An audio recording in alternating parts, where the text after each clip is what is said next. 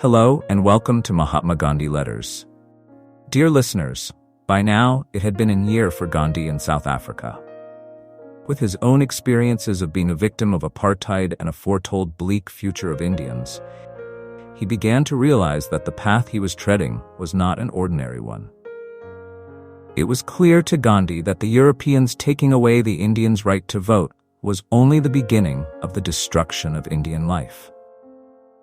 White people wanted the Indians to be only indentured laborers, and after the indenture period is over, they all have to leave. Indians should not come here for anything other than wage labor. Europeans felt that it would give them competition in many fields. Then, Gandhi realized that it is impossible to subdue such a power only by these war of words. A small resistance, which had turned into a protest, was now beginning to take a shape of a rebellion. The Natal Indian Congress was the stage set for that rebellion. So, Mahatma Gandhi initiated the Natal Indian Congress in 1894 to address the injustices faced by Indian immigrants in South Africa. The main needs and motivations behind its founding was 1. Discrimination. Indian immigrants, including Gandhi himself, faced severe racial discrimination and exploitation in South Africa, where they were denied basic rights. 2. Legal rights. There was a need to fight for legal rights, including the right to own property, vote, and access public facilities. 3. Unity. The Congress aimed to unify Indians of various backgrounds, Hindus, Muslims, and others, to collectively address issues affecting them. 4. Advocacy. It served as a platform for advocacy and negotiation with the South African government to address grievances. 5. Organized protest. The formation allowed for organized protests against unjust laws and practices affecting the Indian community.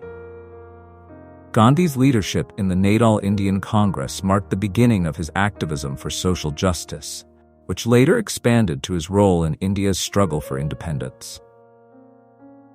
Dear friends, although the rules and regulations of the Natal Indian Congress are not so important with the life story of Gandhi, still we are reading out in today's issue with the intention that these details may be interesting to those interested in political science and history.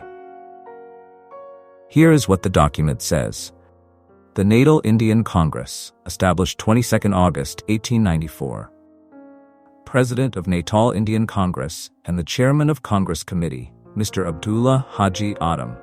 Honorable Secretary of Natal Indian Congress and Congress Committee, Mr. M.K. Gandhi. Vice Presidents were more than 20, including Mr. Haji Muhammad Haji Dada and Mr. Abdul Qadir.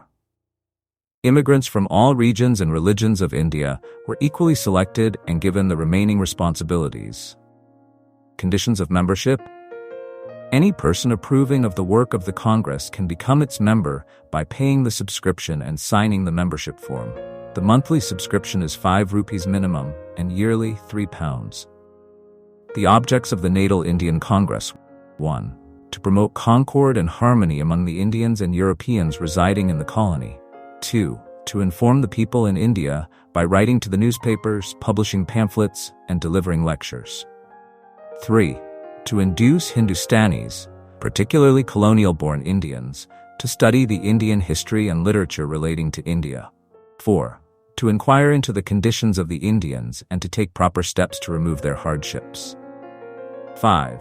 To inquire into the conditions of the indentured Indians and to take proper steps to alleviate their sufferings. 6. To help the poor and helpless in every reasonable way. 7. To do such work as would tend to improve the moral, social, and political conditions of the Indians. Rules amended or cancelled by the committee and ratified by the Congress. 1. Authority is given to rent a hall for meetings for a sum not exceeding £10 monthly. 2. The committee shall meet at least once every month. 3. The general meeting of the Congress shall be held at least once every year, not necessarily in Durban. 4. The Honorable Secretary shall invite members from other parts of the colony. 5. The committee shall have the power to frame and pass rules and shall have all other powers of ordinary transaction. 6. The committee shall have the power to appoint a paid secretary at a reasonable salary. 7. The Honorable Secretary shall, if he chooses, invite a European who takes interest in the welfare of the Congress to be a Vice President. 8. The Honorable Secretary shall, if he chooses, subscribe for the newspapers and books for the Congress Library out of the Congress Fund. 9. The Honorable Secretary shall record in the account book whether a check is signed by himself or jointly with the signature of another. Rules passed by the committee. 1. The chairman shall preside at every meeting. In his absence, the first member of the committee.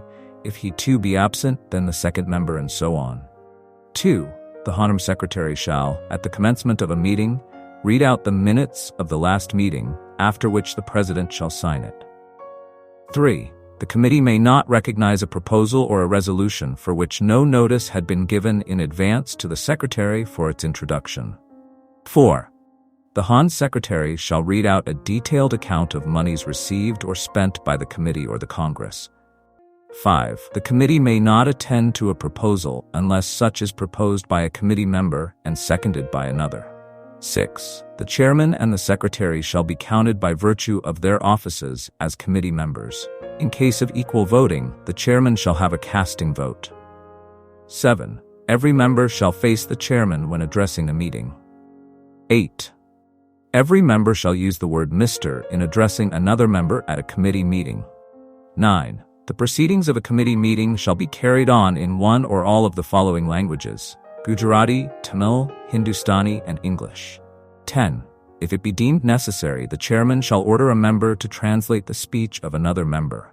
11. Every proposal or resolution shall pass by a majority of votes.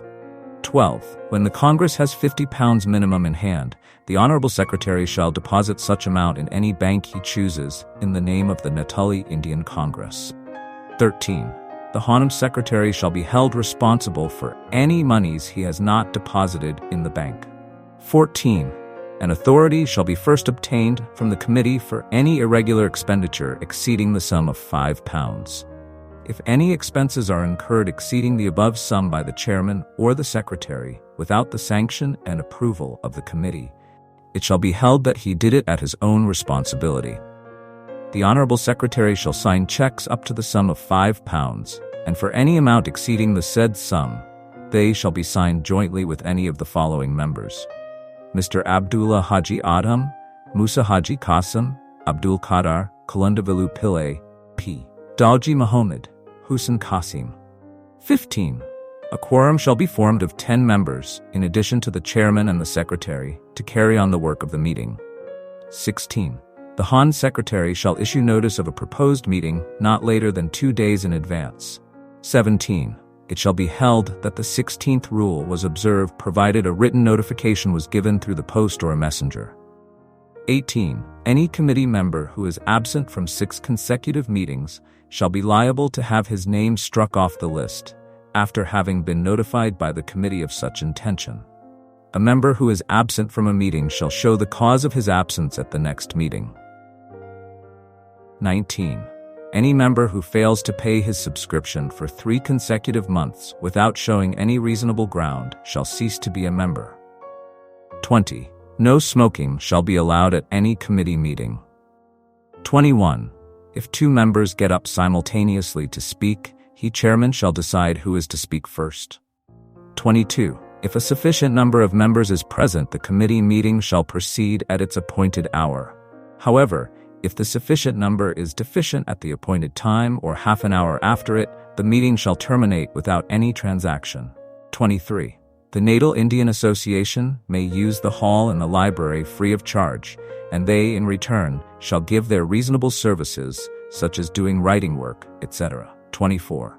All the members of the Congress shall be entitled to use the Congress Library. 25. The committee members shall sit in an enclosure, and the onlookers outside. The onlookers must not take any part in the proceedings. Should they create any disturbance by shouting, etc., they shall be liable to be expelled from the hall. 26. The committee shall have the power to amend these rules in future. So, dear friends, this is a detailed overview of motive behind and responsibilities of Natal Indian Congress. In the next episode, we will read an important event of Gandhi's life. Thank you for listening. This is Mahatma Gandhi Letters.